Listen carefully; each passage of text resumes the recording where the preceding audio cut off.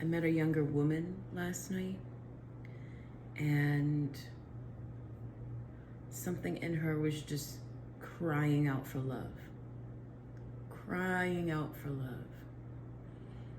And we're human, so we all do this or have done this at some point in our lives. I mean, literally, we cry out for love for most of our early years.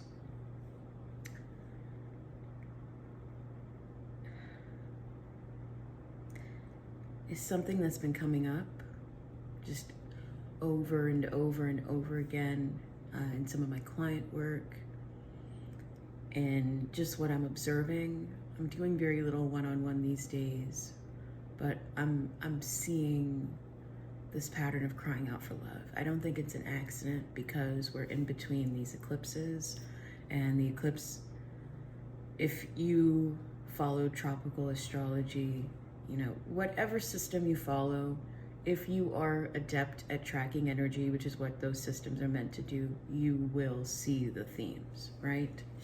So if I were to do it on a different system, it would probably be something like self-abandonment versus showing up in a principled way for yourself, right?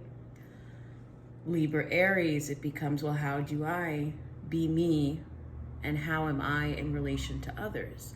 And it's very easy to get lost, right?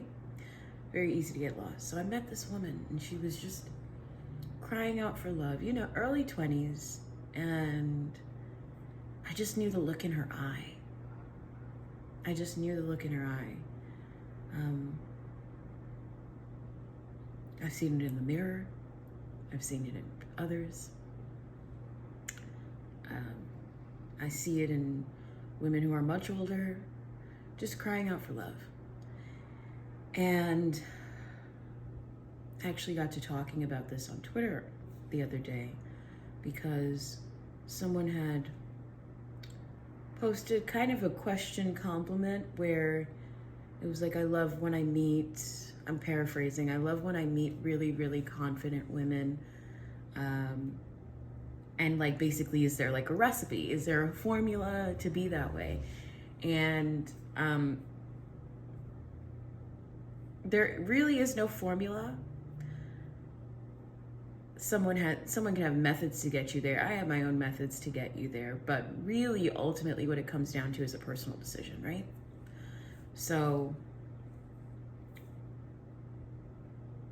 there's my way, where, you know, we go through the lens of power, we take some journeys through the subconscious, and you arrive closer to yourself, right? That's always been the goal of my work.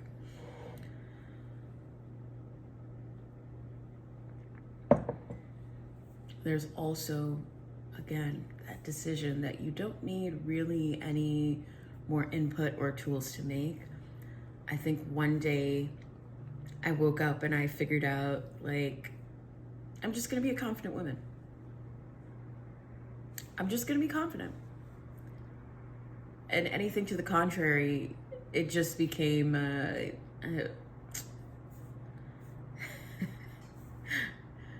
it's almost like I put out an alert on anything to the contrary. So when it came up in my thoughts, in my spirit, in my environment, in my subconscious, I very much learned to shut it down. And shutting it down is what I had to do at first, right? Just so that it lost its power over me. And when you shut down, it can't be from a place of fear. It's just like, this is not what I'm doing right now, so you're just gonna have to wait. You're just gonna have to sort it out, right? But then you can get to the why. You can then start asking why. So whenever I would feel these sensations of like, well, why am I feeling like this is to the contrary of me being a confident woman? What exactly is the agenda here? Whether it came from myself or came from others in my environment, I was able to pinpoint things a lot more precisely. And this is my first like YouTube video with my face in it.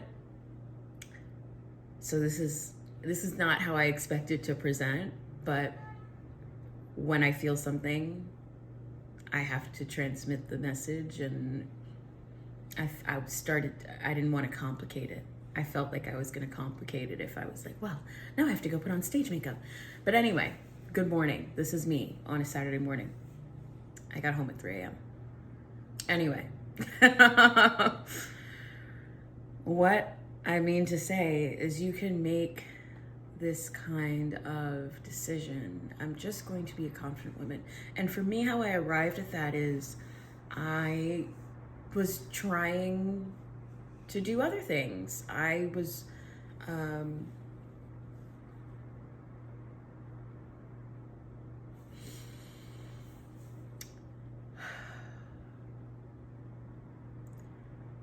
there's a message that girls receive, and I say girls very specifically, there's a message that girls receive and then it carries over into womanhood, where you're just taught to sort of dim yourself, right? You're taught to dim yourself. You are taught to, you're literally taught to appease people. And your purpose is to be nice. Your purpose is to genuinely appease people. And this is like, quote unquote, feminism 101. But it's something that we have to identify because it gets more insidious as time goes by. It gets much more insidious. Like people pleasing. It's like you have elite levels of people pleasing. You have elite levels of appeasement past a certain point. And it starts young. It starts young. Every time,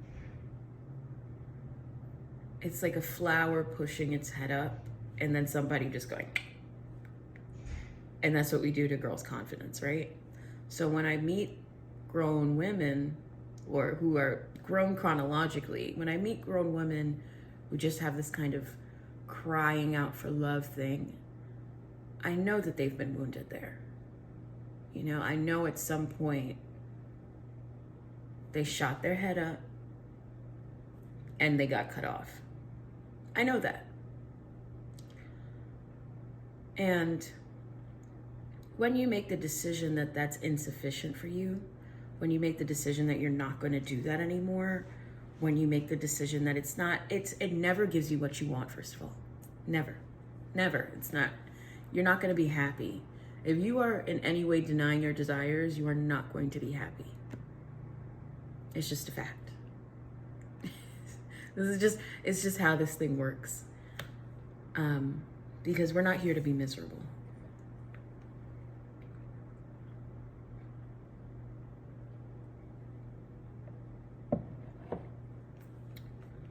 So this is just a message.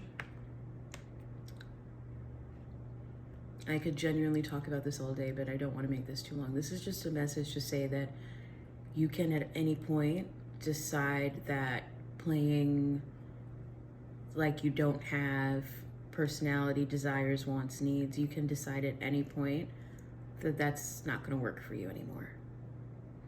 And you can set the tone with how you relate to yourself and how the world relates to you by being very disciplined about, this is contrary to my desire. This is contrary to what I said I was doing. This is contrary to my new agenda. And it really does have to take on that level of ruthlessness, because it is the fiercest love that you can give yourself. It is the most important, because like I said, we set the tone. I meet a lot of people who, you know, they're kind of wondering why the external is showing up in the way that it's showing up. And then I'm the master of the internal, right? So then we get to the internal and they're like, of course. Of course. And it's never a blame thing. It's inquisitiveness. It's a why. It's a where did I pick that up? It's I'm ready to put this down. And at any point, you can put anything down. You can put anything down. I think we have these buzzwords that are like reprogram your subconscious. And absolutely reprogram your subconscious, but then how? And the answer is tell yourself the truth. Tell yourself the truth about your desire. Tell yourself the truth about what you've been accepting. Tell yourself the truth about what you want to be accepting. Tell yourself the truth. When you ask why, make sure you really listen for the answer. Do not let your ego mind intervene. Really just listen for the answer, because sometimes we're doing things and we start to realize like, oh my God, that's an old reason. Oh my God, that's a silly reason. But it's been so entrenched that we've created our reality from it, and we're wondering why we are where we are. So it really starts with the decision, being honest, and then deciding what you will and will not tolerate from yourself and from anyone else. Very, very important. So if you ever feel like you are crying out for love, it's very important for you to find the place that is in your body. You can literally take a breath, pause, and ask, where is this located in my body? And you will find the pain. And you can ask, what are you here to tell me? What are you here to tell me?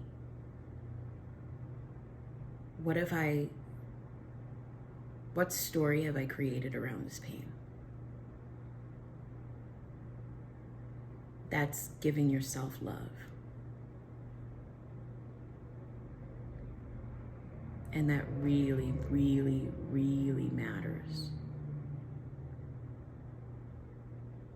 Okay, guys. That was really on my spirit this morning. And I really want to see more and more, in particular women, aware of their power, aware of their ability to decide, change their story,